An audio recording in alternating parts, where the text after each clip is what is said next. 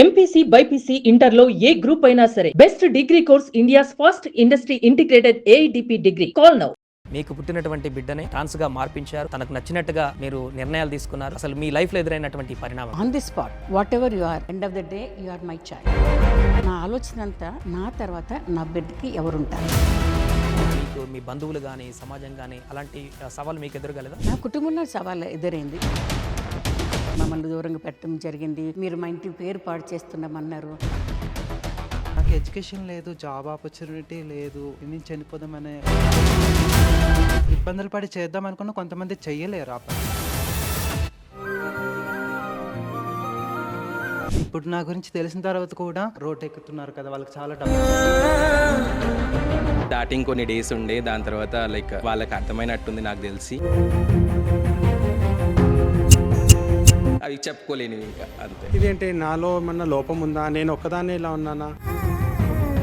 వాళ్ళతో పాటుగా నేను కూడా ఆశీర్వాదాలు ఇవ్వడం, ఆడడం, పాడడం, డబ్బులు కలెక్ట్ చేయడం, కుక్కల్ని మా మీదకి వదిలిన సందర్భాలు కూడా ఉన్నాయి.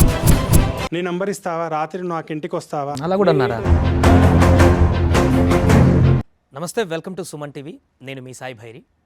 హిజ్రా లేదా ట్రాన్స్జెండర్, ఈ పేరు వినగానే అందరికి ఒక నెగిటివ్ థాట్ అనేది ఉంటుంటుంది. కానీ ఈరోజు మనం దీంట్లో ఒక పాజిటివ్ కోణాన్ని తెలుసుకోబోతున్నాం. సాధారణంగా ఒక ఇంట్లో ఒక అబ్బాయి ఒక టీనేజ్ వచ్చిన తర్వాత అతను అబ్బాయి కాదు అమ్మాయిగా మారుతున్నాడని తెలిసిన తర్వాత సమాజం యాక్సెప్ట్ చేయదు, తల్లిదండ్రులు యాక్సెప్ట్ చేయరు. ఆ తర్వాత ఆ అబ్బాయి పరిస్థితి అమ్మాయిగా మారేటువంటి పరిణామాల్లో జరిగేటువంటి సిచ్యువేషన్స్ ఏంటి, ఇక్కడ తల్లిదండ్రులు తీసుకునేటువంటి నిర్ణయాలు ఏంటి? ఒక తల్లి ముందడుగు వేసింది, తన ఇంట్లో తనకు పుట్టినటువంటి ఒక బిడ్డ ట్రాన్స్గా మారుతున్నటువంటి విషయాన్ని గ్రహించి తాను బయటికి గెంటేయకుండా తన బిడ్డని, తనకు పుట్టినటువంటి అబ్బాయిని అమ్మాయిగా మార్చడానికి స్వతంత్ర హక్కుని కల్పించి, సమాజం ఏమనుకున్నా పర్లేదు, బంధువులు ఏమనుకున్నా పర్వాలేదు, నా బిడ్డ నాతో ఉంటే చాలని చెప్పేసి ఒక ట్రాన్స్ ఉమెన్కి తల్లిగా మారి తనను ఉన్నత చదువులు చదివించి ఇప్పుడు ఫారెన్లో ఒక ఉన్నత స్థాయికి తీసుకువెళ్ళింది ఒక తల్లి. అంతేకాకుండా అనేక మంది ఇలాంటి పిల్లలు ఎవరైతే ఇంట్లో నుంచి తరిమేయబడ్డటువంటి అబ్బాయిలు, ట్రాన్స్గా మారినటువంటి పిల్లలందరికీ ఒక తల్లిగా మారి ఇప్పుడు వారికి ఎడ్యుకేషన్ కానీ వారికి ఉపాధి కల్పించడంలో కానీ కీలక పాత్ర పోషిస్తుంది. ఆ తల్లి మన దగ్గర ఉన్నారు. వారితో మాట్లాడి అసలు ఏం జరుగుతుంది ఈ ట్రాన్స్జెండర్ కమ్యూనిటీలో, లేదా వారు మారేటువంటి పరిణామంలో ఆమెకు ఎదురైనటువంటి సవాళ్ళు ఏంటో కూడా తెలుసుకుందాం. ఆవిడే ముకుందమ్మాల గారు. అమ్మ నమస్తే. నమస్తే అండి. సో ముందుగా మీ గురించి తెలుసుకున్నప్పుడే నాకే కొంత డిఫరెంట్గా అనిపించింది. ఎందుకంటే ఇప్పుడున్న సమాజంలో ఏ తల్లిదండ్రులు కానీ సమాజం కోసమో లేకుంటే వాళ్ళకున్నటువంటి ఇంట్రెస్ట్ లేకపోవడమో వాళ్ళ పిల్లలు ఇలా ట్రాన్స్గా మారుతున్నారు, లేకుంటే వాళ్ళ జన్యులోపం ఉందని తెలిసి ఇంట్లో నుంచి గెంటేస్తున్నటువంటి పరిణామాలు చూస్తున్నాం. కానీ ఏ తల్లిదండ్రి కూడా వారిని యాక్సెప్ట్ చేసి వారి ఇంట్లోనే పెంచుకొని వారు మారినా కూడా, అబ్బాయి అమ్మాయిగా మారినా కూడా వాళ్ళతో పాటు ట్రావెల్ చేసి చదువు చదివించి జాబ్ చేపిస్తున్నటువంటి వాళ్ళైతే ఎక్కడా లేరు. బట్ మీ కేసులో అది జరిగింది. మీకు పుట్టినటువంటి బిడ్డనే ట్రాన్స్గా మార్పించారు, తనకు నచ్చినట్టుగా మీరు నిర్ణయాలు తీసుకున్నారు, తన ఉన్నత చదువులు చదివించి ఇప్పుడు ఎక్కడికి పంపించారని చెప్పేశారు. అసలు మీ లైఫ్లో ఎదురైనటువంటి పరిణామం ఏంటి? లైఫ్లో ఎదురైన పరిమాణాలు చాలా ఉంటాయి. కానీ నా బిడ్డ ఎప్పుడైతే బయటకు వచ్చిందో 2005లోనే నాకు దీని గురించి అసలు ఏం తెలియదు. సాధారణంగా ఏమవుతుంది, మనకేం తెలియనప్పుడు మనం యాక్సెప్ట్ చేయలేము. అది తను వచ్చి పలానా అనగానే అది భగవంతుడు నాకు ఆ ధైర్యం ఇచ్చాడు. On the spot, whatever you are, end of the day you are my child. I'm going to be with you, just carry on with your studies అని చెప్పా. అందరూ అనుకోవచ్చు అంత ధైర్యంగా ఎలా చెప్పగలుగుతుందని. నాకు భయం ఉంది. అంటే నా తర్వాత నేను ఎప్పుడు సమాజం ఏమనుకుంటుంది, నాకు కోడళ్ళు రారు, మనవళ్ళు రారు, అది ఎప్పుడు నేను ఆలోచించలే. నా ఆలోచన అంతా నా తర్వాత నా బిడ్డకి ఎవరుంటారు, అదే ఒకే కోణంతో నేను ఆలోచించిన తర్వాత ఏమైనా కానీ ఇక్కడ కూడా ఒక విషయం తల్లిదండ్రులకి ఏం చెప్పాలంటే, ఎప్పుడైతే పిల్లలు వచ్చి మీ దగ్గర షేర్ చేసుకోవడానికి వస్తారో ఇమ్మీడియట్గా వాళ్ళని రిఫ్యూజ్ చేయకండి. ఒకప్పుడు చేశారు, నేను చేయలే. ఆన్ ది స్పాట్ యాక్సెప్ట్ చేశాను. వాళ్ళని రిఫ్యూజ్ చేయకుండాను, రిజెక్ట్ చేయకుండా ఫస్ట్ వాళ్ళు ఏమంటున్నారు వాళ్ళ ఇన్నర్ వాయిసెస్ని ఓపికగా వినండి. విన్న తర్వాత మీరు ఏం డెసిషన్ తీసుకుంటారో తీసుకోవచ్చు. ఆ విధంగా నేను నా బిడ్డ ఎప్పుడైతే తన పలానా అని చెప్పిందో అనగానే నాకు ఏమి నాలెడ్జ్ లేకపోయినా సరే నీ తోడుగా ఉంటానమ్మా, నువ్వు చదువుకో అనేసరికి తను అప్పుడు ఎంబీబీఎస్ ఫస్ట్ ఇయర్లో ఉన్నది, వెరీ కన్జర్వేటివ్ కాలేజ్, ఉస్మానియా కాలేజీలో చదివింది, అది నడిపించుకుంటున్నది. అప్పుడు ఇక్కడ మన సమాజం, మన ఇండియాలోనే ఒక యాక్ట్ లేదు, ఏం లేదు. తను బతకడం ఇక్కడ కష్టమైన ఉద్దేశంతో ఏం చేశాను, this is not the country for you నాన్న, you have to leave our country and go అంటే, వై షుడ్ ఐ గో మామ, ఐ బోర్న్ ఆన్ దిస్ గడ్డ, ఆ గడ్డ మీద పుట్టినప్పుడు ఆ గడ్డ మీద నేను నా రైట్స్ గురించి పోరాడతానన్నది. అలాంటి మనిషి తను ఎప్పుడైతే ఎంబీబీఎస్ పూర్తి చేసుకుని బయటకు పడిందో అప్పుడు తనకు అర్థమైంది. అప్పుడు యూరోప్కి వెళ్ళింది, అమెరికాకి వెళ్ళింది, అన్నీ చేసుకుని తను లైఫ్లో సెటిల్ అయిపోయింది. కానీ ఇక్కడ అందరూ ఎందుకు రిఫ్యూజ్ చేస్తారు అంటే, ఎందుకు వాళ్ళని యాక్సెప్ట్ చేయారంటే సమాజం ఏమనుకుంటుందో. అంటే మీకు ఎదురు కాలేదమ్మా, మీరు ఇప్పుడు మీ పాప అబ్బాయి ఇలా మారిపోయాడు అని తెలిసినప్పుడు, లేకుంటే మీరు ఏదైనా పర్లేదని చెప్పేసి మీ పాపకు ఫ్రీడమ్ ఇచ్చి మార్చేసినప్పుడు మీకు మీ బంధువులు కానీ సమాజం కానీ అలాంటి సవాలు మీకు ఎదురు కాలేదా? నా కుటుంబంలో సవాలు ఎదురైంది. మీరు ఎలాగ ఒప్పుకుంటారు, మీరు అలాగ ఒప్పుకుంటే అందరూ అలాగే తయారవుతారు కదా అని చెప్పేసి, ఇది మీ బాధ్యత, తనకి ఒప్పించి పెళ్లి చేయాలి అని చెప్పేసి. దట్ బిడ్డకి పెళ్లి చేయాలని నా బాధ్యత కాదు, తనకి ఇష్టం వచ్చి చేస్తే నేను చేస్తా. కానీ వాళ్ళకి రబ్ చేసి మనం పెళ్లి చేయాలనేది మన బాధ్యత అని చెప్పడానికి నాకు వీలు లేదు. వాళ్ళకి ఇష్టం వచ్చితే చేస్తాం, కానీ అయిష్టంతో ఉన్నప్పుడు బలవంతంగా పెళ్ళిళ్ళు చేయకూడదు. ఆ విధంగా కూడా మా ఇంట్లోని చాలా ప్రాబ్లమ్స్ వచ్చింది. ఆవిడ ఎలాగా యాక్సెప్ట్ చేస్తుంది. నేను మా ఇంట్లో పెద్ద కోడల్ని, మాది చాలా పెద్ద ఫ్యామిలీ అనమాట. వాళ్ళందరూ కూడా చాలా లవ్తో ఉండేవాళ్ళే, ప్రేమతో ఉండేవాళ్ళే. కానీ వాళ్ళకి అవగాహన లేకుండా వాళ్ళు కొన్ని మాటలు మాట్లాడేవారు, మమ్మల్ని దూరంగా పెట్టడం జరిగింది. ఒకరైతే మీరు మా ఇంటి పేరు పాడు చేస్తున్నామన్నారు. సరేనయ్యా, మీ ఇంటి పేరు పాడు చేస్తామంటే మీ ఇంటి పేరు మీరే పెట్టుకోండి, నాకు అక్కర్లేదని మా పాపకి ఇంటి పేరు తీసేసాను. ఇంకొకరు అన్నారు, మీరు అన్నయ్య గారు రావచ్చు కానీ మీ బిడ్డ రాకూడదన్నారు. 8 సంవత్సరాలు అయిపోయింది, ఇప్పటివరకు బెంగళూరుకి వెళ్తాం కానీ మా ఇంట్లోకి వెళ్ళను అంటే. ఇవన్నీ ఎందుకు చెప్తున్నానంటే, అవన్నీ వదులుకోవచ్చు కానీ నా బిడ్డను వదులుకోగలుగుతానా? ఇప్పుడు సమాజం లేకపోతే నేను బతుకుతా, నా బిడ్డ కూడా బతుకుతుంది. కానీ నా బిడ్డ లేకపోతే నేను బతకగలుగుతానా? నేను లేకపోతే మా బిడ్డ బతుకుతాము అంటే రోజు రోజుకి చచ్చి బతికి అలా బతకాలి. అవసరమా మనకి? ఇప్పుడు ఆ బిడ్డ నన్ను ఇలా కన్మని అడగలేదు కదా, నేను కదా జామీన్ ఇచ్చాను. ఇప్పుడు ఎవరిది బాధ్యత? అది నా బాధ్యత. అందుకే సొసైటీ ఏమన్నా అనుకోని పర్వాలేదు, నా బాధ్యత నేను నిర్వహించాలి. నా బిడ్డకి నేనే లేకపోతే వేరే వాళ్ళు ఎవరో వచ్చి నిలబడతారమ్మా వాళ్ళ గురించి. ఆ టైంలో మీ హస్బెండ్ గారు కూడా కోఆపరేట్ చేశారు? చాలా కోఆపరేట్ చేశారు. కానీ ఇక్కడ ఒకటి ఏంటంటే, నాకు తెలియకుండా తను చెప్పిన తర్వాత, నేను ఆఫీస్ నుంచి వచ్చిన తర్వాత రాత్రిపూట కూర్చొని ల్యాప్టాప్లో చదువుకొని ఒక 10-15 రోజులు బాగా చదువుకున్న తర్వాత yes I had to live with this అని ఒక కంక్లూషన్కి వచ్చేసాను. వచ్చిన తర్వాత మా హస్బెండ్కి చెప్పాను. నేను మా హస్బెండ్ కూడా తెలియదేమనుకున్నాను నేను. అప్పుడు ఏమన్నారు, నువ్వేం చేస్తావు, నువ్వేం చేయలేవు, వాడిని ఏమనకు, జస్ట్ కీప్ క్వైట్ అంతే. ఇంకా దాని తర్వాత ఒక ఆర్గ్యుమెంట్స్ కానీ ఏమీ లేదు, చాలా కూల్గా అయిపోయింది. In that way I'm very very lucky to have such husband అనమాట. ఇప్పుడు కూడా ఆయన విడిచిపెట్టి ఇలాగ కార్యక్రమాలకు అంతా వెళ్ళిపోతుంటాం, ఫుల్ సహకరిస్తారు. ఈ పిల్లలందరూ కూడా మా ఇంటికి వస్తుంటారు, వాళ్ళకి ఏం కావాలో చేయమని చెప్తారు, ఎప్పుడు నన్ను ఎక్కడ అడ్డరు అనమాట. సో అంటే ఎంబీబీఎస్ ఫస్ట్ ఇయర్లోనే ఆ సిమ్టమ్స్ తెలిసాయని? సిమ్టమ్స్ తెలియనగా తను బయటకు వచ్చింది. సిమ్టమ్స్ అందరికీ తెలియదు ఆ రోజుల్లో. మాకు ఇప్పుడంటే చాలామందికి తెలుసు, ఎందుకంటే మేము వెళ్తున్నాము కాలేజెస్లోని, కార్పొరేట్స్లోని, అన్నిట్లో మేము అవేర్నెస్ ప్రోగ్రామ్స్ పెడుతున్నాము. వాళ్ళంటే ఎవరైనా చెప్తున్నా కనుక చాలా వరకు అవేర్నెస్ వచ్చింది కనుక ఇప్పుడు ఈ యంగ్ పేరెంట్స్ వాళ్ళని ఐడెంటిఫై చేయగలుగుతారేమో. తనంతా తను బయటకు వచ్చినప్పుడు నేను చెప్పాను. ఇప్పుడు అబ్బాయి నుంచి అమ్మాయిగా మార్పించారు? మార్పించడం కదా, తనకు జస్ట్ గివ్ హర్ ఫ్రీడమ్ అన్నమాట. Whatever you want to do, you do it, we're with you. So ఇప్పుడు ఏం చేస్తున్నారు పాప? అక్కడ బర్లిన్లోని, జర్మనీలో జాబ్ వచ్చింది, అక్కడ జూనియర్ అసిస్టెంట్గా చేస్తున్నారు. ఎంబీబీఎస్ అయిపోయిన తర్వాత యూరోప్కి వెళ్ళారు, అక్కడ ఎంఎస్ జెరంటాలజీ చేశారు. మళ్ళీ ఇండియాకి వచ్చారు, ఇండియాలో నిమ్స్లోని జీరాటిక్ మెడిసిన్ చేశారు, పీజీ డిప్లొమా.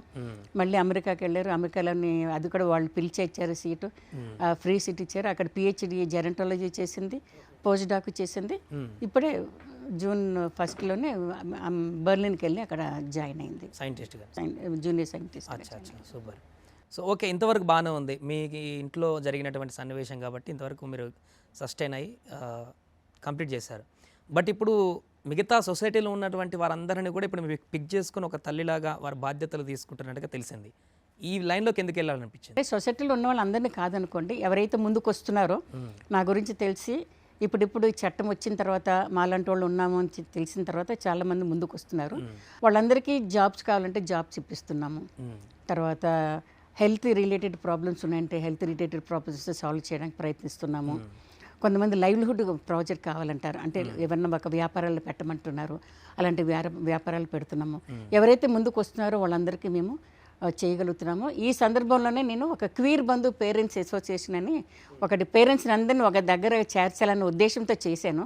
కానీ ఏ పేరెంట్స్ ముందుకు రావట్లేదు. కానీ ఒక సింగిల్ ఉమెన్ ఆర్మీ లాగా నేను దాన్ని ఆ సంస్థని ముందుకు తీసుకెళ్తున్నాను. ఇప్పుడు రీసెంట్గా నేను 2 అమ్మాయిలు కూడా నేను అపాయింట్ చేసుకున్నాను. దానికి నాకు ఫండ్స్ అదేం లేదు. ఒక దాత వచ్చి అమ్మ నువ్వు ఇంత కష్టపడుతున్నావు, వాళ్ళకి మేము శాలరీ అది పే చేస్తామో వాళ్ళు పెట్టుకుని ఇంకా ముందుకెళ్ళని సహకరిస్తుంటే అలా ముందుకు నడిపించుకుని మీ వెళ్తున్నాను. లక్ష్యం ఏంటి దీంట్లో చేయడం వల్ల? అంటే వారందరికీ ఒక ఉపాధి, లేకుంటే ఇప్పుడు బయట ఉన్నటువంటి పరిస్థితులు ఉండకుండా చేయడమా, లేకుంటే ఎట్లా అనుకుంటున్నారు? బయట ఉండే ఆ పరిస్థితులు ఉండకుండా చేయడానికి ఉండదు. ఎందుకంటే అది మన కల్చర్, అది చాలా సంవత్సరాల నుంచి మనకు ఆ కల్చర్ వస్తున్నది. ఇప్పుడు ఆ కల్చర్లో ఉన్న వాళ్ళందరినీ మనం మారుస్తామని చెప్పకూడదు. ఎందుకంటే వాళ్ళకి అది అలవాటు అయిపోయింది, దాంట్లోనే ఉన్నారు, వాళ్ళని అలా వదిలిపెట్టాలి. అది కూడా అందరు ఏమంటారంటే వాళ్ళని చీదరించుకోవడం అది చేస్తారు వాళ్ళు ఇలాగని. అలాగే దానికి కారకులు ఎవరు? మన సొసైటీ కదా, సొసైటీ, పేరెంట్స్ వదలడం వల్ల కదా పిల్ల బయటకు వచ్చి అన్నీ చేసుకుంటున్నారు. ఎవరికి ఆశ ఉండదమ్మా బయటకు వచ్చి నేను అడుక్కుంటాను, మీరే కదమ్మా ఇప్పుడు మీ పాపని బయటకు వదిలేస్తే తను కూడా అలానే అయి ఉండేది కదా, సైంటిస్ట్ అయిపోయింది, జర్మనీలో జాబ్ చేస్తుంది. అలాగా ఇప్పుడు అలాంటి వాళ్ళని కూడా మనము చీదరించుకోకూడదు. ఇన్ని రోజులు అయిపోయింది, దాన్ని పక్కన పెట్టండి. ఇప్పుడు ఎవరు వస్తున్నారో వాళ్ళు కూడా చాలా ఇంపార్టెంట్. హిజ్రా కల్చర్ అనేది మనకి ఎప్పుడో తరతరాల నుంచి వస్తున్నది. ఆ రోజుల్లో ఒక మొఘల్ పీరియడ్లో కూడాను వాళ్ళ ఆస్థానాలని వాళ్ళని ఒక సెక్యూరిటీ గార్డ్గా రాణులకు పెట్టించడం అని, అన్ని కోర్టులోనే పనిచేయడము, అన్నీ చాలా మంచి ఉద్యోగాలు ఇస్తుండేవాళ్ళు, చాలా బాగా బతుకుంటుండేవాళ్ళు. వాళ్ళకి ఒక కల్చర్ ఉంది. వాళ్ళు మనం పిలిస్తే పెళ్ళిళ్ళకి వాళ్ళకి వచ్చేవాళ్ళు, మనం కావాల్సినంత వాళ్ళకి ఇచ్చేవాళ్ళము, కావాల్సిన దానికంటే ఎక్కువనే ఇచ్చేవాళ్ళం. వాళ్ళు ఎప్పుడు బయటకు వచ్చి ఇలాంటి పనులు ఎప్పుడు చేయలేదే. ఎప్పుడు అవన్నీ కూడా చాలా దూరం అయిపోయింది. ఆ కల్చర్నే దూరం పెట్టేసి అన్నీ చేయడం వల్ల ఈరోజు వాళ్ళు వచ్చి చేస్తున్నారు. వాళ్ళు కూడా ఎవరమ్మా, ఇప్పుడు ఎవరైతే రోడ్డు మీద పంపించేస్తున్నారో వాళ్ళకి రోడ్డు మీద ఎవరు ఉండరు. అలాంటి అప్పుడు ఎవరు మీరు ఆదరించరు, నేను ఆదరించరు. అప్పుడు ఆ బిడ్డలు ఎవరి దగ్గరికి వెళ్ళాలి? ఆ సమయంలోని ఈ కల్చర్లో ఉన్న పెద్దవాళ్ళు వస్తారు, వాళ్ళని తీసుకెళ్తారు, వాళ్ళకి ఏం కావాలో ఏం చేస్తారు, వాళ్ళకి ఆసరాగా నిలబడి వాళ్ళ యొక్క జీవితాలను కాపాడుకుంటూ వచ్చారు. అందుకే దాన్ని మనం తీసి పారేయాలన్న ఉద్దేశం మనకి ఉండకూడదు, అది చేయకూడదు కూడా. మనం వాళ్ళ బ్రతుకులు ఎలా బతుకుతున్నారో అలా బ్రతుక్కుంటూ ఉండనియండి. ఇప్పుడు ఎవరైతే వస్తున్నారో, ఇప్పుడు ఎవరైతే చదువుకుందాం అనుకున్నా వాళ్ళందరికీ ప్రభుత్వం ముందుకు రావాలి, సొసైటీ ముందుకు రావాలి, సొసైటీ వాళ్ళకి మర్యాద ఇచ్చాలి. ఇప్పుడు నాతో పాటు ఉన్నారు కొంతమంది పిల్లలు ఉన్నారు, చదువుకున్న పిల్లలు ఉన్నారు, వాళ్ళతో నాతో పాటు వస్తుంటారు, పెడుతుంటారు. రోడ్డు మీద నడుస్తూ వెళ్ళినప్పుడు వాళ్ళు చూస్తున్నారు, నవ్వుతూ ఉంటారు, ఏదో కామెంట్స్ పాస్ చేస్తారు. నేను వదలను, ఇమ్మీడియట్గా వాళ్ళని ప్రశ్నిస్తాను, ఇమ్మీడియట్గా వాళ్ళ వైపు చూస్తాను. నేను పక్కన ఉన్నాను కనుక.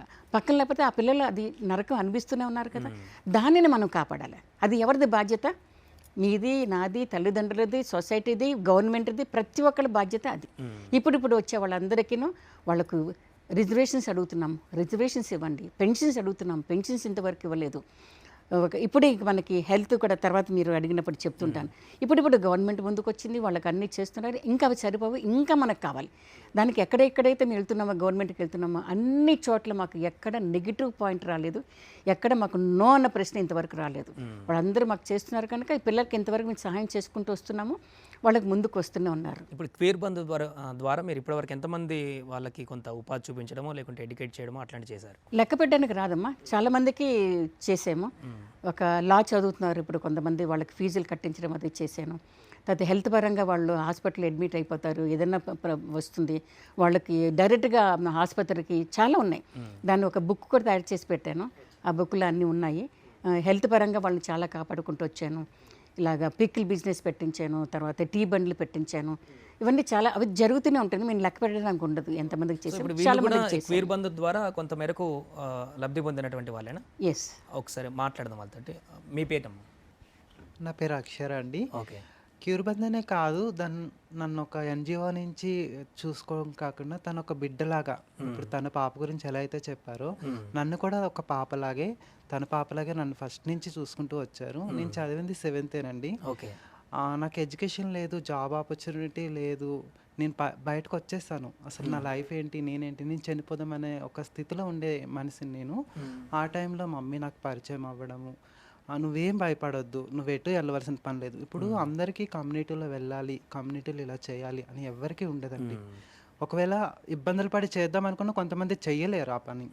ఇంకా అప్పుడు చనిపోవడమో లేకపోతే ఇంకెక్కడికైనా వెళ్ళిపోవడం ఇంకేదో ఇబ్బందులు పడతారు. ఆ టైంలో నాకు అలా ఉందన్నమాట, కమ్యూనిటీలో వెళ్ళలేను, నేను చెయ్యలేను ఆ పని అనేటప్పుడు మమ్మీ నాకు సపోర్ట్ చేసి నువ్వేం భయపడకు, నువ్వేం బాధపడకు, నేను చూసుకుంటానని చెప్పి నాకు రూమ్ చూసి పెట్టి కొద్ది రోజులు తను ఒక డోనర్ ద్వారా డబ్బులు ఇప్పించి కొద్ది రోజులు నన్ను రూమ్లో పెట్టి తర్వాత ఐటీసీ కోహినూర్లో జాబ్ ఇప్పించి జూట్ బ్యాగ్ దాంట్లో చేపించి ఇట్లా ఇప్పటి వరకు కూడా నన్ను అన్ని విధాలుగా చూసి ఇప్పుడు ఏం చేస్తున్నారమ్మా మీరు? ఇప్పుడు ప్రస్తుతానికైతే నేను బొటెక్లో బోటిక్ చేస్తున్నారు. సూపర్. ఇప్పుడు ఓకే, అంత బాగానే ఉందా? పర్లేదు. ఎలాంటి అంటే కొంచెం కొంచెం ఇబ్బందులు ఉంటాయి, అవి మనిషి అనే వాళ్ళకి ప్రతి ఒక్కరికి ఉంటాయి. కానీ నేను చాలా సఫర్ అయ్యాను ఆ టైంలో. పేరెంట్స్కి చెప్పుకోలేక, పేరెంట్స్ ఎడ్యుకేటెడ్ పేరెంట్సే అర్థం చేసుకోవట్లేదు ఇప్పుడు. ఎక్కడ మీది? ఆంధ్రానా? ఇక్కడ ఎక్కడ ప్రాపర్? మాది ఆంధ్ర అండి, విజయనగరం జిల్లా. విజయనగరం జిల్లా. మా అమ్మగారికి నేను చెప్పుకోలేకపోయేదాన్ని, ఫ్రెండ్స్కి చెప్తే ఫ్రెండ్స్ హేళన చేసేవాళ్ళు నన్ను. నా స్టడీ కూడా సగంలో అందుకే ఆగిపోయింది. స్కూల్కి వెళ్ళినా ఎక్కడికి వెళ్ళినా హేళనగా మాట్లాడడం, హేళనగా చూడడం. నేను భయపడేదన్నమాట. నేను చిన్నప్పటి నుంచి ఒక భయంతోనే పెరిగాను. ఒక మా మనసు ప్రజలు ఆడే మాటలు బట్టి, మా ఇంట్లో జరిగే సిచ్యువేషన్స్, మా నాన్నగారు లేరు, నాకు చిన్నప్పుడే చనిపోయారు. ఆ సిచ్యువేషన్స్ ఏమో నా మైండ్లో అలా ఉండడం వల్ల నేను చిన్నప్పటి నుంచి భయపడుతూనే ఉన్నాను. ఏదైనా చెప్పడానికి కూడా నేను భయపడేదనమాట. ఆ భయంతో నా చదువు కూడా ఆగిపోయింది, మా అమ్మగారికి చెప్పుకోలేకపోయాను. ఎప్పుడైతే బయటకు వచ్చేసానో నా పరిస్థితి ఏంటో నాకు తెలియట్లేదు, శూన్యం అయిపోయింది అంతా. ఇంకా సడన్గా నాకు దేవతలాగా మమ్మీ కనిపించి, మమ్మీ ఇప్పటి వరకు నాకు సపోర్ట్ చేసుకొని వచ్చారు. నాకు జన్మనిచ్చింది మా అమ్మేనా, నాకు సెకండ్ లైఫ్ ఇచ్చింది మా మమ్మీయే. తను బిడ్డనైతే ఎలా చూసుకున్నారో నన్ను కూడా ఇప్పటి వరకు అలాగే చూసుకొని వచ్చారు. ఇప్పటికీ మా పేరెంట్స్ ఒక 1 year బ్యాక్ నాకు సపోర్ట్ ఉంది తప్ప అంతకు ముందు వరకు మా పేరెంట్స్ కూడా నేను ఇలా అయ్యాను. నేను బయటకు వచ్చి 7 years అవుతుంది. 7 years అవుతుంది. 7 years లో అంటే లాస్ట్ ఇయర్ కంటే ముందు ఎప్పుడు మాట్లాడలేదు? మాట్లాడుతున్నా, బట్ నేను ఇదని నా ఐడెంటిటీ వాళ్ళకి చెప్పుకోలేకపోయాను. నేను ఏదో జాబ్ చేస్తున్నా ఉంటున్నా. 6 years వరకు నేను ఇంటికి వెళ్ళలేదు. ఎందుకు రావట్లేదని మా అమ్మ హెల్త్ కూడా ఇదైపోయింది. ఊర్లో అందరూ ఏదో అయిపోయారు, చనిపోయారు, లేదంటే ఒక అమ్మాయిని తీసుకుని వెళ్ళి పెళ్లి చేసేసుకున్నారు. ఇట్లా అపోహ మాటలు మాట్లాడి, గుచ్చి మాట్లాడి అమ్మని బాధ పెట్టేవాళ్ళు. ఇప్పుడు నా గురించి తెలిసిన తర్వాత కూడా లేదు, వాళ్ళకేంటి, ఇంకా వాళ్ళు చాలా సంపాదించుకుంటారు, చాలా గొప్పగా బతుకుతారు, రోడ్ ఎక్కుతున్నారు కదా, వాళ్ళకి చాలా డబ్బులు వస్తాయి, ఇట్లాంటి మాటలే మాట్లాడుతున్నారే తప్ప నిజమేంటో తెలుసుకొని మాట్లాడట్లేదు. వీటికి కూడా పేరెంట్స్ కొంతవరకు యాక్సెప్ట్ చేయడానికి ఇవొక రీజన్ అండి. అందరూ చుట్టుపక్కల ఒక్కొక్కలా మాట్లాడడము, వాళ్ళేమనుకుంటారో వీళ్ళేమనుకుంటారని ఆలోచిస్తున్నారు. కానీ కాదు, మీరు బయటికి పంపుకున్న పిల్లల్ని మీతోటే పెట్టుకొని వాళ్ళు ఎలా అయితే ఉన్నారో, వాళ్ళ జెండర్ ఏంటి అనేది వాళ్ళని వాళ్ళలాగా ఉన్నిస్తే ఇప్పుడు ఎలా అయితే అంటున్నారో, అడుక్కుంటున్నారు, బెగ్ చేస్తున్నారు, ఇవేవి ఉండవు. మీకు అడిగే ప్రశ్న చేసేది ఉండదు. సొసైటీ ఏమి అనకంటుంటే పేరెంట్స్ వాళ్ళ దగ్గర పెట్టుకుంటారు. పేరెంట్స్ ఒక గైడెన్స్ ఇస్తుండగా మేము మంచిగానే ఉంటాము, భయం లేకుండా. ఇప్పుడు మా జెండర్ గురించి మేము ఆలోచించుకోవడానికి చాలా టైం పడుతుంది. అసలు ఎందుకు నా బాడీలో ఇన్ని చేంజెస్ వస్తున్నాయి, నేనేంటి అసలు అనేది ఆలోచించుకోవడానికి కొంత టైం పడుతుంది. కొంత టైం మా చేంజింగ్లోనే అయిపోతుంది. సర్జరీస్ చేయించుకోవడము, దానికోసం డబ్బులు సంపాదించుకోవడము, దీనిలోనే అయిపోతుంది. సగం మేము ఆలోచించుకొని, ఇది అంతా చాలా కష్టమైన ప్రాసెస్ అండి. ఇవేవి లేకుండా ఉండాలంటే పేరెంట్స్ సపోర్ట్ ఉండాలి. పేరెంట్స్ సపోర్ట్ ఉండాలంటే సొసైటీ కొంచెం యాక్సెప్టెడ్గా ఉండాలి. సో ఇప్పుడైతే మీరు బొటిక్ చేస్తున్నారు, ఎక్కడ చేస్తున్నారు? బొటిక్లో ఉప్పల్లో కాదంబరి స్టూడియోలో నేను చేస్తున్నా. ఒక 1 year నుంచి. 1 year నుంచి చేస్తున్నారు. అంత బాగానే ఉందా ఇప్పుడు? బాగుందండి. తను కూడా నన్ను చాలా బాగా చూసుకుంటారు. తను కూడా ఒక ట్రాన్స్ ఉమెన్. ఓకే. చాలా బాగా చూసుకుంటారు. బాగుంది ఇప్పుడంతా. మీరండి? నా పేరు సరా అండి. యాక్చువల్లీ మాది వచ్చేసి నిజామాబాద్. సో ఎట్ ప్రజెంట్ నేను MBA HR చేస్తున్నాను, ఫైనల్ ఇయర్. లైక్ మిడిల్లో గ్యాప్ వచ్చింది స్టడీస్కి, కానీ మళ్ళీ కంటిన్యూ చేశాను. అండ్ అమ్మ లైక్ ప్రతి దగ్గర బిజినెస్ ఉంది నాకు. యాక్చువల్లీ సోప్స్ బిజినెస్ రీసెంట్గా ఒక 6 months అవుతుంది. సో పెట్టినప్పటి నుంచి అమ్మని కాంటాక్ట్ అయ్యాను. తను స్టాల్స్ ఇప్పుడు పెట్టిస్తుంది నాకు. లైక్ తనకు తోచిన దగ్గర స్టాల్స్ కూడా చెప్తుంది, ఇక్కడ పెట్టుకోనా, ఇక్కడ లైక్ బాగుంటుంది, నువ్వు చేసుకో, ఇదా లైక్ ఒక మంచి గైడెన్స్ ఇస్తుంది. లైక్ ఎందుకంటే మేము బయటికి వెళ్ళి మేము పనులన్నీ చేయలేం బేసిక్గా. సో ఇట్లా బిజినెస్ పరంగా అయినా స్టార్ట్ చేద్దామని ముందుకు వచ్చాను. సో ఇంట్లోకి వచ్చి కూడా ఆల్మోస్ట్ 7 years అయిపోయింది. నేను కూడా ఇలా ఇంటికైతే ఏం వెళ్ళాను ఇప్పటిదాకా. అట్ ప్రజెంట్ కూడా 7 years నుంచి వెళ్ళలేదు మీరు కూడా? ఓకే. అంటే అటు నుంచి కూడా ఏమి రమ్మని కాల్ కానీ ఏమి రాలేదు? స్టార్టింగ్ కొన్ని డేస్ ఉండే, దాని తర్వాత లైక్ వాళ్ళకి అర్థమైనట్టుంది నాకు తెలిసి.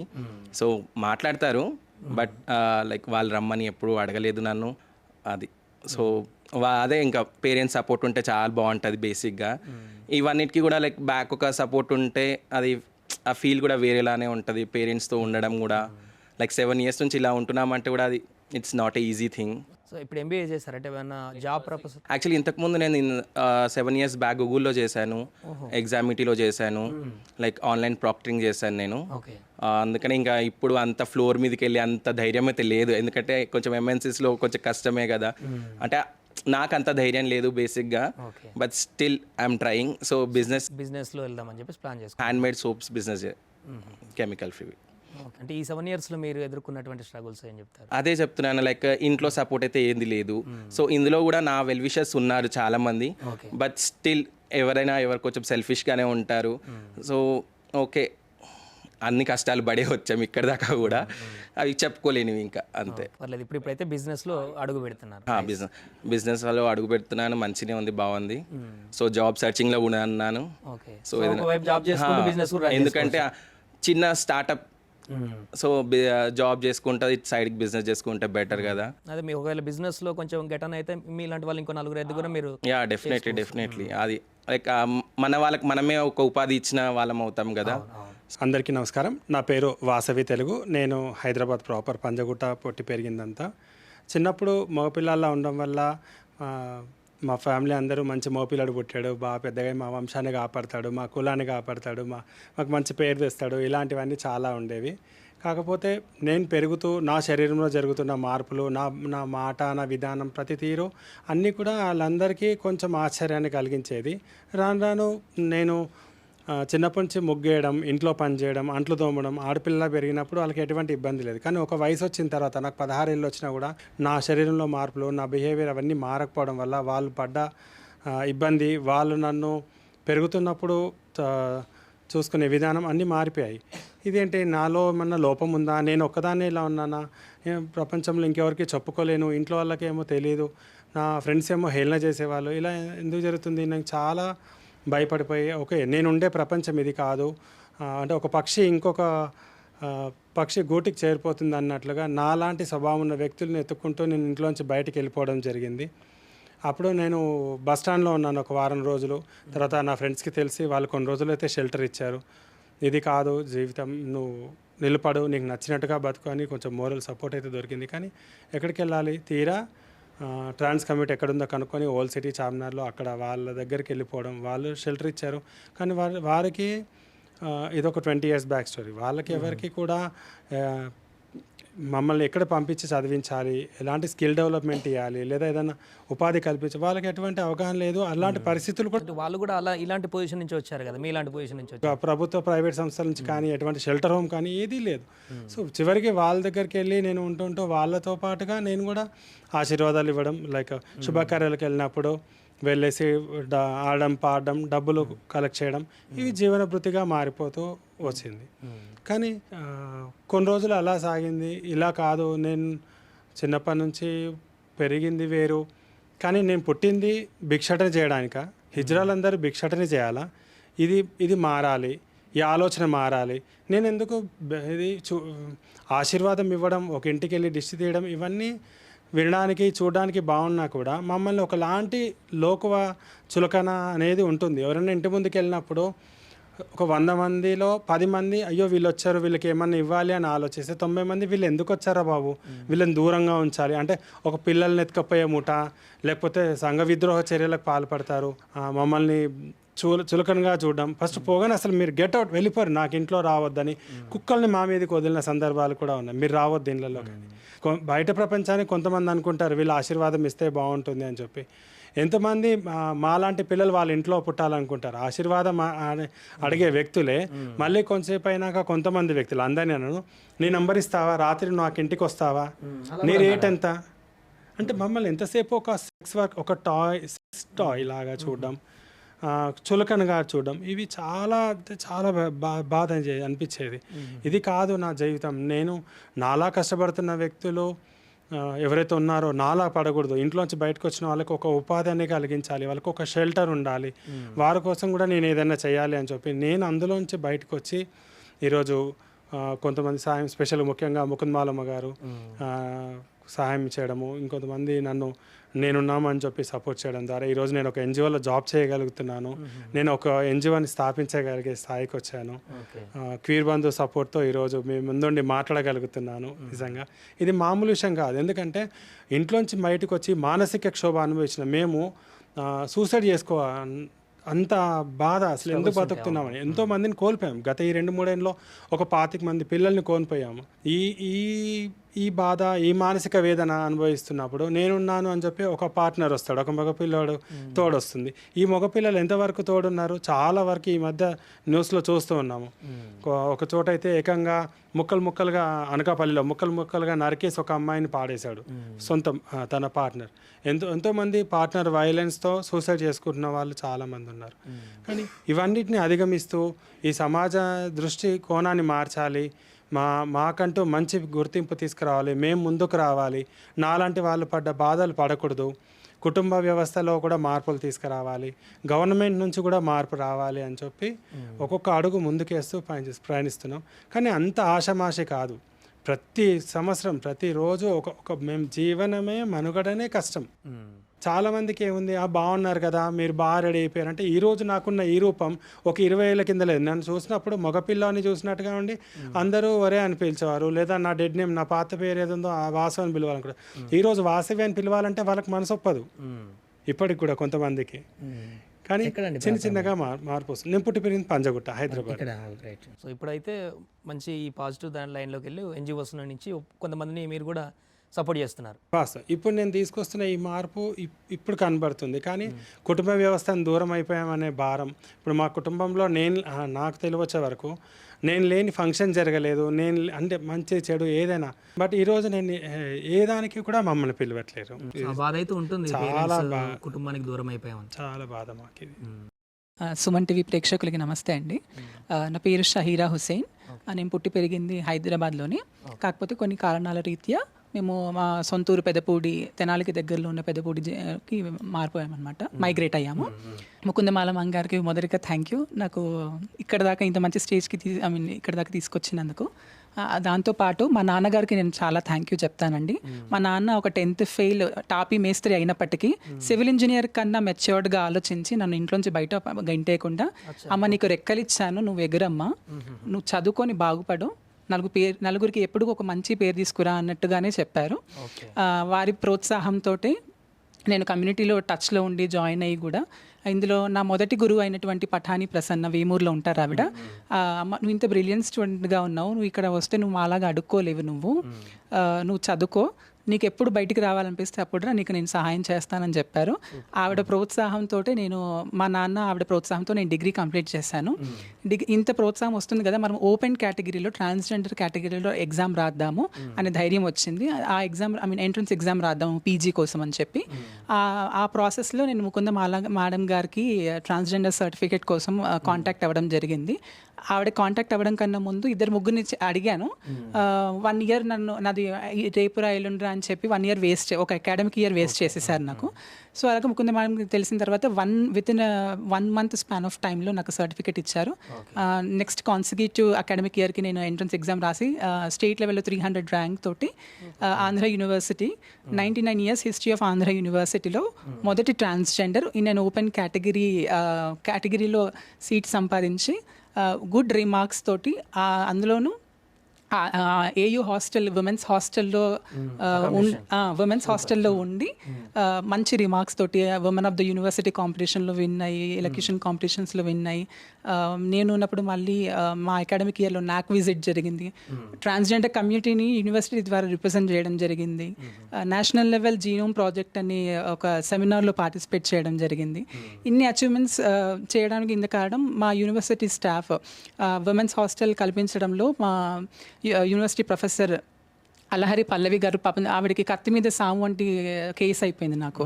ద ఫస్ట్ కేసు నేను ఉమెన్స్ హాస్టల్లో పెడితే పేరెంట్స్ నుంచి ఎలా ప్రెషర్ వస్తుంది, లేకపోతే తోటి విద్యార్థులు ఎలా ఫీల్ అవుతారు, అవన్నీ వాళ్ళందరికీ కౌన్సిలింగ్ ఇచ్చి మేడం అప్పుడు నాకు ఇవ్వడం జరిగింది. స్టడీస్ పరంగా నేను ఎప్పుడైనా వెనకబడి ఉంటే మా హెచ్ఓడి పి సుభాషిణి దేవి గారు మ్యామ్ కానీ, లేకపోతే డాక్టర్ అపరంజీ మ్యామ్ కానీ నన్ను బాగా మోటివేట్ చేయడం జరిగిందనమాట. సో అలాగా ఆ తర్వాత ముకుందమాల మేడం గారు, నువ్వు ఇక్కడ దాకా వచ్చావు కాబట్టి నువ్వు కమ్యూనిటీకి ఇన్స్పిరేషన్గా ఉండాలి, నువ్వు చేసే సైన్ వాల్యుబుల్ అయ్యే పొజిషన్కి నువ్వు ఉండాలి అని చెప్పి కాంపిటేటివ్ ఎగ్జామ్స్కి నన్ను ప్రోత్సహించి ఆవిడ నాకు ఫినాన్షియల్ అసిస్టెన్స్ మాత్రమే కాకుండా తల్లి లాంటి, ఇప్పుడు మన పేరెంట్స్కి దూరంగా ఉంటున్నాం కాబట్టి ఆవిడ ఫోన్స్ చేసి ఎలా ఉన్నారు, ఏం చేస్తున్నారు, బాగా చదువుతున్నారా లేదా, నువ్వు బాగా చదవాలి, ఒక పూట తినకపోయినా పర్లేదు, మనం బతుకుతాము కానీ చదువుకోవాలి, రేపటి రోజు నలుగురికి మార్గం చూపించేలాగా ఉండాలి, నిన్ను చూసి కొత్త వాళ్ళు నలుగురు రావాలి అన్నట్టుగా నాకు ప్రోత్సాహం చేస్తూ ఫినాన్షియల్ అసిస్టెంట్స్గా ఇప్పుడు కష్టమైపోతుంది మ్యామ్ మనకి అనిపించినప్పుడు మ్యామ్ ప్రజ్వల ఫౌండేషన్ ఎన్జిఓ ఉంది కదా, యాంటీ హ్యూమన్ ట్రాఫికింగ్ దాంట్లో వాళ్ళు గత 3-4 ఏళ్ళుగా పద్మశ్రీ సునీత కృష్ణన్ మ్యామ్ ట్రాన్స్జెండర్స్ గురించి కూడా వర్క్ చేస్తూ ఉన్నారు. ఆ యూనిట్లో మేడం ద్వారా నేను అక్కడ జాబ్ సంపాదించాను. ఒక 2 months నుంచి చేస్తూ ఉన్నాను అనమాట. పార్ట్ టైం జాబ్ పార్ట్ టైంగా కాంపిటేటివ్ ఎగ్జామ్స్కి ప్రిపేర్ అవుతున్నాను. భగవంత్ అమ్మవారి దయ వల్ల మేడం కోరిక త్వరలో నెరవేరితే బాగుంటుంది అనుకుంటున్నాను. ఖచ్చితంగా మీరు మంచి పొజిషన్లో ఉండాలి, మంచి పెద్ద జాబ్ కొట్టిన తర్వాత మళ్ళీ మనం ఇంటర్వ్యూ పెట్టుకుందాం ఖచ్చితంగా. పోస్ట్ గ్రాడ్యుయేషన్ కంప్లీట్ అయిపోయింది కదా, PhDకి ఏమైనా ట్రై చేశారా? PhDకి రాయమని చెప్పారు, బట్ నాకు కాంపిటేటివ్ మీద పడింది కాబట్టి. ఎలా ఉంది ప్రిపరేషన్ అంతా? ఓకేనా? పర్లేదు, బాగానే నడుస్తూ ఉంది. రైట్ నేను చెప్పిన జాబ్ లేకపోయినా పర్వాలేదు, నీకు ఇబ్బంది ఉన్నట్టయితే జాబ్ మానేసి ఏదో విధంగా చూసుకుందాం. విడిచిపెట్టే ప్రసక్తే లేదు. నాకు చెప్పకుండా నువ్వు ప్రిపరేషన్ వదిలేవంటే మాత్రం నువ్వు ఊరుకోనని చెప్పా. లేదు మేడం, ప్రిపరేషన్ చేసుకుంటూ జాబ్ చేస్తానన్నది. ఇప్పటికీ అదే చెప్తున్నాను, నీకేమైనా ఇబ్బంది ఉంటే జాబ్ మానేసి ఈ లెవెల్కి వచ్చిన తర్వాత ఒక రోల్ మోడల్గా నిలబడాలి. ఏముందమ్మా, ఈరోజు కొద్దిగా ఏదో హెల్ప్ చేస్తే వాళ్ళు బతికేస్తారు, తర్వాత వాళ్ళు సంపాదించు. తనకి రేపు పొద్దున ఒక మంచి జాబ్ ఉంటే తను ఇంకో 10 మందికి ఇస్తుంది, జాబ్ ఇస్తుంది. అందులో జాబ్ మానేస్తే పర్వాలేదు, ఐ డోంట్ మైండ్. కానీ ప్రిపరేషన్ మాత్రం మాట్లాడడానికి, అంటే నేను కొద్దిగా స్ట్రిక్ట్గా ఉంటాను, కొన్ని విషయాల్లో స్ట్రిక్ట్గా ఉంటాను. ప్రిపరేషన్ మాట్లాడడం మాత్రం వదలకూడదని చెప్పాను. తన నా మాట మీద ఉంది. అలాంటి పరిస్థితి వస్తే జాబ్ మానేస్తుంది, అందులో డౌట్ లేదు. అలాగే వైజాగ్లో ఉన్నప్పుడు కొంతమంది కమ్యూనిటీ మెంబర్స్ నాకు హెల్ప్ చేయడం జరిగింది. హాలిడేస్ వచ్చినప్పుడు మనం ఇంటికి, లేదు సార్, మాది తెనాలి దగ్గర పెద్దపూడి. ఎంట్రన్స్ ఎగ్జామ్ ద్వారా నాకు ఆంధ్ర యూనివర్సిటీ విశాఖపట్నంలో సీట్ వచ్చింది. సో అక్కడ ఉన్న కమ్యూనిటీ వాళ్ళు, విజయనగరం నుంచి ఉన్న కొండబాబు గారు నాకు చాలా సహాయం చేశారు. కమ్యూనిటీ అంటే ఇది మన ఫ్యామిలీ, ఎక్స్టెండెడ్ ఫ్యామిలీ మెంబర్ అమ్మ నువ్వు అని చెప్పి అలా సాయం చేశారు. అలాగే ప్లాటిఫర్స్ ఫౌండేషన్ అని ఒక NGO ఉంది, వాళ్ళు కూడా నాకు సహాయం చేయడం జరిగింది. వాళ్ళ ద్వారా మళ్ళీ ఆ తర్వాత రీసెంట్గా ఒక చిన్న మాస్టర్ డిగ్రీతోనే నేను ఒక సెంట్రల్ యూనివర్సిటీకి రిసోర్స్ పర్సన్గా రీసెంట్గా వెళ్ళడం జరిగిందనమాట, కొండబాబు గారి వారి తర్వాత. మేడం గారు కూడా నాకు చాలా అవకాశాలు ఇవ్వడం జరుగుతూ ఉంది. ఐ మీన్ ఎక్కడైనా సెన్సిటైజేషన్ ప్రోగ్రామ్స్లో కానీ వీటిలో నాకు ముందుండి అవకాశం ఇప్పిస్తూ ఉన్నారనమాట. సెమినార్స్ కానీ లేకపోతే PPT ప్రెజెంటేషన్స్ కానీ మేడం ప్రోద్బలం వల్లే నేను ఇక్కడ దాకా రాగలిగాను. Congrats madam. అంటే ఇలాంటి కార్యక్రమాలు చేయాలంటే మీ ఒక్కరితో అయ్యేటువంటి పని కాదు. ఎందుకంటే ఇంతమందిని, ఇప్పుడు మీ పాపనంటే అలాగలాగో మీరు అప్పటి వరకు సంపాదించుకునే దానిలో లేకుంటే దాంతో సస్టైన్ చేసి తీసుకువెళ్ళారు. కానీ ఇంతమందిని చూసుకోవడం అంటే మీతో అయ్యేటువంటి పని కాదు. ఖచ్చితంగా గవర్నమెంట్ సపోర్ట్ ఉండాల్సిందే. సో ఇప్పటివరకు మీరు గవర్నమెంట్ అప్రోచ్ అయినప్పుడు ఎలాంటి అక్కడి నుంచి ఇబ్బందులు లేకుంటే అక్కడి నుంచి సపోర్ట్ ఎలా వచ్చింది? అంటే నేను మొదలు పెట్టడము 2003లోనే, నేను మా పాప కలిపి. అది ఇండివిజువల్ సోషల్ రెస్పాన్సిబిలిటీ. ఇప్పుడు కార్పొరేట్ సోషల్ రెస్పాన్సిబిలిటీ ఎలా ఉందో, ఇండివిజువల్ సోషల్ రెస్పాన్సిబిలిటీ మనం వెనక్కి ఏమి ఇస్తాం సమాజానికి, ఆ ఉద్దేశంతో 2003 నుంచి HIV పిల్లలకి, ఓల్డ్ ఏజ్ పీపుల్కి, తర్వాత అండర్ ప్రివిలేజ్ పిల్లలు ఉంటారు కదా, రెయిన్బో హోమ్స్ అని, ఇలాంటి వాటన్నిటికీ వెళ్ళడం అవన్నీ చేస్తూ ఉండేవాళ్ళమాట. ఆ విధంగా నాకు బాగా PR ఏర్పడింది. అంటే చాలా ట్రాన్స్పరెంట్గా చేసేదన్నమాట. డబ్బులు నీ చేతిలో తీసుకోకుండా డోనర్ నుంచి బెనిఫిషియరీకి డైరెక్ట్గా పంపించడం. అలాగే నా మీద బాగా కాన్ఫిడెన్స్ చాలా బాగా పెరిగిందనమాట. పెరిగిందో ఎప్పుడైతే ఈ యాక్ట్ వచ్చిందో 2016లో నేను రిటైర్ అయ్యాను. ఎప్పుడైతే ఈ యాక్ట్ వచ్చిందో, ఇంకా ఆ యాక్ట్ వచ్చిన తర్వాత ఆ యాక్టివిటీస్ కొద్దిగా తగ్గించాను. ఎందుకంటే అవి చేయడానికి చాలామంది వస్తారు, ఈ పిల్లలు చేయడానికి చాలామంది తక్కువ రారనమాట. 2019లో యాక్ట్ వచ్చినా సరే ఎవ్వరు ఎక్కడ ఏమీ మాట్లాడలేదు. అప్పుడు నేను దీంట్లో చూసుకొని, నెట్లో చూసుకొని, మన దివ్య దేవరాజన్ గారు ఉమెన్ చైల్డ్ డిపార్ట్మెంట్కి సంబంధించిన వాళ్ళు కదా అని చెప్పి ఆవిడ దగ్గరికి వెళ్ళి అక్కడ నేను మొదలుపెట్టాను. మొదలుపెట్టిన దగ్గర నుంచి ఇప్పటి వరకు ఎక్కడ మనకి ఆపు లేకుండా, స్టాప్ లేకుండా ఒక్కొక్కటి జరుగుతూనే ఉన్నది. అంతవరకు నేను ఎట్లా, అది గవర్నమెంట్ ఇచ్చిందే కాకుండా మనకు చాలా రిసోర్సెస్ కావాలి. అదన్నీ నేను పబ్లిక్తోనే, నాకున్న PR దీంతోనే తీసుకుంటూ వస్తుంటాను. మైక్రోసాఫ్ట్ ఎంప్లాయీస్ నుంచి కొద్దిగా వస్తుంది ఫండ్, అది తీసుకుంటున్న వీళ్ళకి సర్జరీస్ కానీ ఒక లైవ్లీహుడ్ ప్రాజెక్ట్స్ కానీ ఇప్పటివరకు చాలా లక్షలే ఖర్చు పెట్టాను. ఓకే. ఒంటరిగా ఉన్నా సరే ఇక్కడ వాళ్ళు వీళ్ళ చాలామంది నాకు సహాయం చేస్తుంటారు. ఇక పలానా అమ్మాయికి ఫీజు కట్టాలంటే ఇక మొన్న పాప వచ్చింది, తను సహీరా వచ్చింది, మమ్మీ ఇలాగ కట్టాలి, నాకు స్టడీ హాల్కి కట్టాలి పెట్టాలంటే ఒకరిని అడిగితే డైరెక్ట్గా అలా పంపించేస్తామన్నమాట. అవి సరిపోదు కదా అని చేసి గవర్నమెంట్లో ఇది ఎప్పుడైతే ఎంటర్ అయ్యామో అక్కడ ట్రాన్స్జెండర్ ఐడి కార్డ్ కావాలి వీళ్ళకి. దాని గురించి ఎక్కడ అవేర్నెస్ లేదు, nobody was talking about that. అప్పుడు నేను గవర్నమెంట్లో వెళ్ళిన తర్వాత ఎంత పొలైట్గా ఆవిడ ఏం చెప్పారంటే, అప్పుడు శ్వేత మోహంతి గారు కలెక్టర్గా ఉన్నారనమాట, ఎంత పొలైట్గా అమ్మ మాకు దీని గురించి తెలియదు, మీకు చెప్పండి ఎట్లా చేయాలో చేస్తామని చెప్పేసి అప్పటికప్పుడు పాస్వర్డ్ అవన్నీ తెచ్చుకొని మా పాపది ఫస్ట్ ట్రాన్స్జెండర్ ఐడి కార్డు చేశారు. తర్వాత నెక్స్ట్ డిస్ట్రిక్ట్లోనేమో రచన ముద్రబాయ్ ఆవిడది ఇచ్చేసారనమాట. అంటే ట్రాన్స్జెండర్ కార్డు స్టార్ట్ చేస్తాం. తర్వాత ఆధార్ కార్డు అప్పుడు ఆ సమయంలో ఏమైందంటే కోవిడ్ వచ్చింది. కోవిడ్లోని వీళ్ళకి వ్యాక్సినేషన్స్ ఇవ్వడానికి వీల్లేదు. ఎందుకు వీల్లేదంటే వాళ్ళ దగ్గర ఆధార్ కార్డు లేదు. మరి వాళ్ళందరినీ ఎలా వదిలేస్తామని అప్పుడు ఇమ్మీడియట్గా మనం మా పాపకి ట్రాన్స్జెండర్ ఐడి కార్డు రావడంలో కొంత సెంట్రల్ గవర్నమెంట్లోని మినిస్ట్రీ ఆఫ్ సోషల్ జస్టిస్ వాళ్ళు నాకు చాలా సహాయం చేశారు. అంటే మన కలెక్టర్ గారికి యూజర్ ఐడి పంపించడం, పాస్వర్డ్ పంపించడం, అవన్నిట్లో చాలా సహాయం చేశారు. వాళ్ళకి నేను ఫోన్ చేశాను అంతే. అప్పుడు మనకు బయటకు వెళ్ళడానికి అంత లేదు కదా.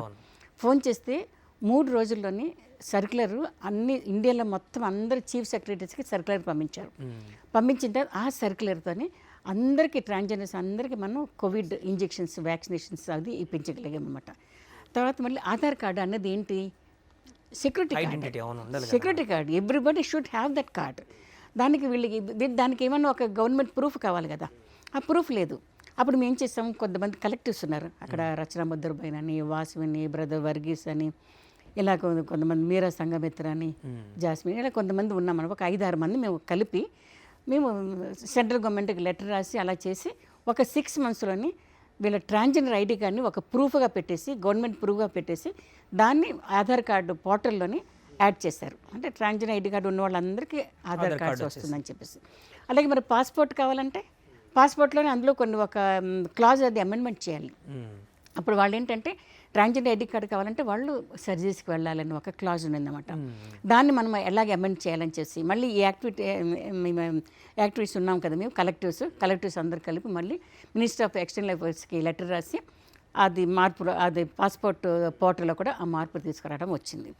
తర్వాత కమింగ్ టు లీగల్ ఇప్పుడు నీకు మీ బిడ్డలకి నా బిడ్డకి అంత అవసరం ఉండదేమో నార్మల్ పీపుల్కి, కానీ వీళ్ళకి చిన్నతనం నుంచే వాళ్ళకి లీగల్ అసిస్టెన్స్ కావాలి. ఎందుకంటే చిన్నతనం నుంచే వాళ్ళు అబాండ్ చేయబడతారు పేరెంట్స్ దగ్గర, పార్ట్నర్స్ దగ్గర. వీళ్ళకి కంపల్సరీగా ఒక లీగల్ ఎయిడ్ కావాలి. అలాగే మన హైదరాబాద్లోని మురళీమోహన్ గారు అని అప్పుడు మెంబర్ సెక్రటరీగా ఉన్నారన్నమాట. ఆయనతో మేము ప్రయాణం చేసి ఒక 2 yearsకి ఇప్పుడు క్యూటీ సెంటర్ అని ఒకటి హబ్సిగూడలో ఉంది, queer and trans wellness centre. ఎవరైతే రోడ్డు మీదకి వచ్చేస్తారో అందరూ ఈ కమ్యూనిటీని వెళ్ళి చేరక్కర్లేదు అని ఒక 10 bedsది ఒకటి క్యూటీ సెంటర్ అనేది హబ్సిగూడలో నడిపిస్తున్నమాట. అక్కడ మన ఇండియాలోనే 2nd లీగల్ ఎయిడ్ ఇనాగరేట్ చేసాం. లీగల్ కూడా అయిపోయింది. ఇంకా హెల్త్కి ఏం చేయాలి, అప్పుడు ఉన్న గవర్నమెంట్ వాళ్ళతో మాట్లాడుకొని అప్పుడు మేము ఇప్పుడు ఉస్మానియా హాస్పిటల్లోని ట్రాన్స్జెండర్ క్లినిక్ ఒకటి స్టార్ట్ చేసాం. కొత్తలోనే అందరూ రారు కదా, అలాగే మళ్ళీ మేము దానికి జీఈడి సర్టిఫికేట్స్ కావాల్సి వస్తుంది. దానికి ఎర్రగడ్డకి వెళ్ళి మాట్లాడితే మేము ఎందుకు ఇవ్వాలని చేసి వాళ్ళు ఆర్గ్యుమెంట్స్ పెట్టుకొని వాళ్ళకి అన్నీ ఎక్స్ప్లెయిన్ చేసి అన్నీ చేసి ఇప్పుడు అన్నీ సెట్ చేసిన తర్వాత అక్కడ మేము క్వీర్ బంధు పేరెంట్స్ అసోసియేషన్ నుంచి మేము ఒక హెల్ప్ డెస్క్ పెట్టాము. ఆ హెల్ప్ డెస్క్ అని ఒక అమ్మాయి సింధు అనే అమ్మాయి మొత్తం A to Z అంతా నడిపిస్తుంది అనమాట. ఇప్పటి వరకు మనకి మన గవర్నమెంట్ హాస్పిటల్లో ఎన్ని సర్జరీస్ జరగలేదు, ఇక్కడ 12 సర్జరీ జరిగింది. 12 సర్జరీ ఈ సందర్భంలోనే ఒక అమ్మాయికి ఫస్ట్ టైం ఇన్ హిస్టరీ మన సీఎం రిలీఫ్ ఫండ్ వచ్చిందన్నమాట.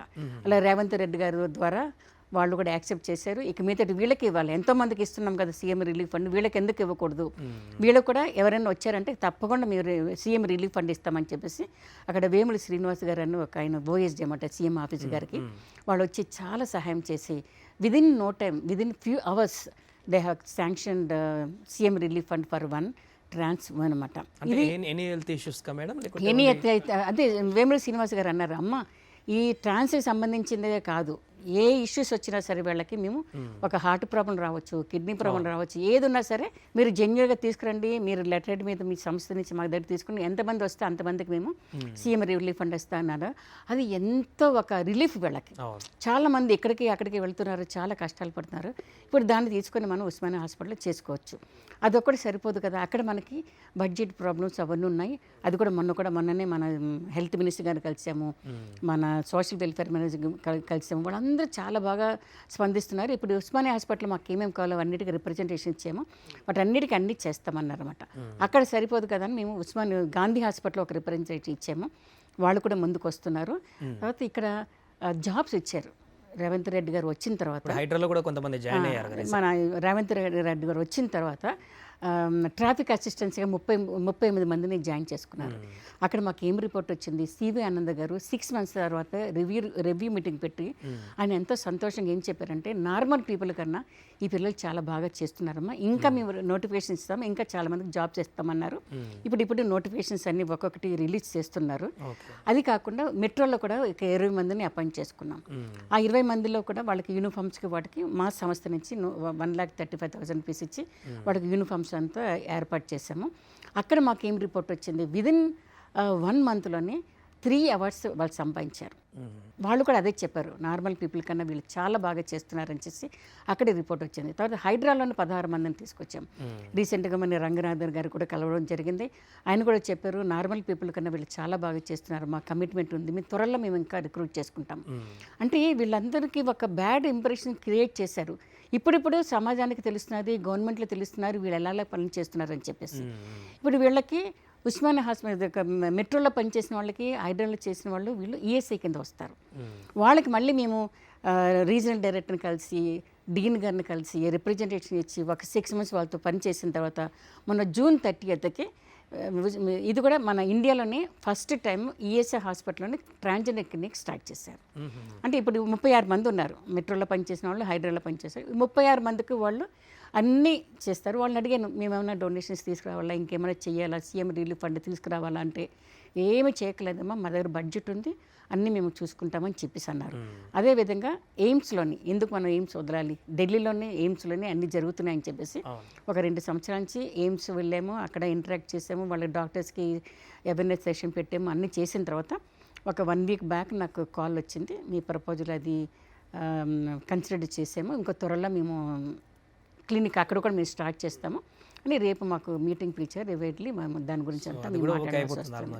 ఈ విధంగా హెల్త్, లీగల్ అన్నీ కవర్ చేసుకుంటూ ఏం చెప్పదలుచుకున్నానంటే అన్ని చోట్ల మాకు సపోర్ట్ ఉంది, మేము దాన్ని ఉపయోగించుకుంటూ వెళ్తుండాలి. సో ఇప్పుడు గవర్నమెంట్ నుంచి కూడా మీకు అన్ని రకాల సపోర్ట్ అయితే కనిపిస్తుంది మీరు చేసేటువంటి ఈ యొక్క దీంట్లో. అన్నిటికీ సహకరిస్తున్నారు, మాకు అవకాశాలు ఇస్తున్నారు బాగా. ఇప్పుడు జన్యు మార్పుల్ని మనమైతే ఏం చేయలేం, పుట్టినటువంటి పిల్లోడికి జన్యు మార్పు వచ్చినప్పుడు మనం ఏం చేయలేం. ఆ టైంలో అతను మారుతున్నాడు అనేటువంటి సిచ్యువేషన్ని పేరెంట్స్ గమనించకుండా బయటికి పంపించినప్పుడు మీరు ఫైనల్గా ఏం చెప్తారు అలాంటి వ్యక్తులకంటే? ఇప్పుడు మీకు ఇప్పుడు ఒక సొసైటీ ఉంది, ఈ వీడియో చూసేవాళ్ళు అరే ఇంట్లో వాళ్ళు గెంటేసినా కూడా అమ్మ ఉంది, ఇక్కడికి ఏదో వెళ్తే మాకు ఒక భరోసా లభిస్తుంది అనేటువంటి ఆ ఇంటెన్షన్ అయితే కలుగుతుంది అనుకోవచ్చా? తప్పకుండా.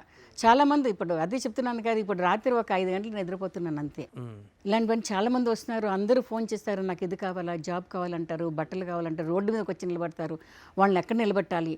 అదే ఇప్పుడు ఒక క్యూటీ సెంటర్లో 10 beds ఉన్నాయి, అది కూడా సరిపోదు, దాన్ని కూడా మేము షెల్టర్ హోమ్ కావాలని అడుగుతున్నాము. ఇప్పుడు ట్రాన్స్ వర్కింగ్ ఉమెన్ హాస్టల్ కూడా పెట్టాలని నా యొక్క నెక్స్ట్ టార్గెట్ నాకు అది. ట్రాన్స్ వర్కింగ్ ఉమెన్ హాస్టల్కి ఫస్ట్ పెట్టాలి. ఇక్కడ ఇంకొక విషయం చెప్పాలి ఏంటంటే, అందరికీ ట్రాన్స్ ఉమెన్ ఒక్కలే తెలుసు, అక్కడ ట్రాన్స్ మ్యాన్ కూడా ఉన్నారు, అబ్బాయి నుంచి అమ్మాయిగా అయిన ఉన్నారు, అమ్మాయి నుంచి అబ్బాయిగా అయిన వాళ్ళు కూడా ఉన్నారన్నమాట.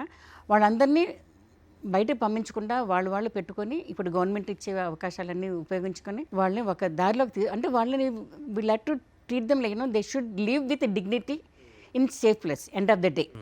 దానికి ప్రతి ఒక్కరు ముందుకొచ్చి ప్రయత్నించాలని చెప్పేసి నా ఉద్దేశం అండి. ఇది ఒక్కటి ఏం చెప్పాలంటే, ఇక్కడ అందరికీ చాలా మందికి తెలియదు, వాళ్ళు హార్మోన్స్లో ఇంబ్యాలెన్స్ అంటారు, లేదంటే 2 ఆర్గన్స్లో పుడతారని ఏవో అనుకుంటారు ట్రాన్స్ అంటే. ఈ ట్రాన్స్ ఇది చాలా పెద్ద సబ్జెక్ట్ కనుక నేను కాలేజెస్కి, కార్పొరేట్స్కి వెళ్ళి నేను ఎల్జీబీటీకి మొత్తానికి నేను ఎక్స్ప్లెయిన్ చేస్తుంటాను. దానికి ఒక 1 hour సెషన్ పడుతుంది దానికి. ఇక్కడ ఒకటే ట్రాన్స్ అంటే ఎవరన్నా విషయం మీద చెప్తాం, మనకి చట్టం వచ్చింది, దాని మీద మనం పనిచేస్తున్నాం కనుక. ట్రాన్స్ అంటే ఇప్పుడు వాళ్ళు అబ్బాయి అంటే అబ్బాయిగానే ఉంటారు, వాళ్ళ జెనెటిక్ ఆర్గన్స్ అబ్బాయిగానే ఉంటుంది, హార్మోన్స్ అబ్బాయిగానే ఉంటుంది, బాడీని అబ్బాయి ఉంటుంది. ఎక్కడ రాంగ్ అక్కడ ఏంటి మిస్టేక్ అన్నది వాళ్ళ బ్రెయిన్, వాళ్ళ ఆలోచన, వాళ్ళ యొక్క టేస్ట్, ఫీలింగ్స్ అవన్నీ క్వైట్ ఆపోజిట్ ఉంటుంది. అంటే they Born in wrong body. ఇప్పుడు మీరు బ్రెయిన్ని మార్చగలుగుతారా? వాళ్ళ యొక్క ఫీలింగ్స్ని మార్చగలుగుతారా? ఇప్పుడు నేను వచ్చి మిమ్మల్ని మీ యొక్క ఫీలింగ్స్ని మార్చలేను. సడన్గా వచ్చి యూ వేర్ శారీ అంటే you can't do that. In the same way because they Born in wrong body, ఆ రాంగ్ బాడీలో ఉండలేరు. దానికి మేము ఏం చేయాలి? ఇప్పుడు ఇంకా మనకి ఇండియాలో చాలా వరకు ఇంకా డెవలప్మెంట్ అవ్వాలి, హెల్త్ పాయింట్ ఆఫ్ వ్యూ చాలా డెవలప్ అవ్వాలి. కానీ ఒక్కొక్కటి జరుగుతున్నాయి, దానికి నేను సంతోషిస్తాను. దానికి మనం ఏం చేయాలంటే ఇప్పుడు మగవాడిగా పుట్టిన వాళ్ళకి మగవాళ్ళ హార్మోన్స్ ఉంటుంది, దాన్ని మనం బ్యాలెన్స్ చేయొచ్చు. ఎలా బ్యాలెన్స్ చేస్తామో ఆడపిల్లల హార్మోన్స్ ఇచ్చి వాళ్ళకి బ్యాలెన్స్ చేస్తే వాళ్ళు ఆటోమేటిక్గా వాళ్ళకి ఆడపిల్ల స్కిన్ వస్తుంది, ఆడపిల్లలాగా బాడీ అంతా మారడం అంతా జరుగుతుంది అన్నమాట. ఇంకా బాటమ్ సర్జరీస్ వచ్చేసరికి మనకు చాలా తక్కువ హాస్పిటల్స్ ఉన్నాయి. అంటే ప్లాస్టిక్ సర్జన్స్ వాళ్ళే వచ్చి చేస్తున్నారు, కానీ లీగల్గా ఎవరు ముందుకు చేయట్లేదు. అది కూడా చాలా కష్టమైన ప్రాసెస్, చాలా కాస్ట్లీ. ఆ కాస్ట్లీ దానికి పెట్టడానికి అని చేసి వీళ్ళు ఇంకా ఈ పనులు చేసుకుంటూ బతుకుతున్నారు. వాళ్ళు తప్పు కాదు, దాన్ని మనం ఏం చేయాలి? ఇప్పుడు గవర్నమెంట్ వచ్చి దాన్ని బంద్ చేయండి it's not possible. Because they born, see suppose I'm born as a woman, if I have penis on my body, how do I like it? I hate that.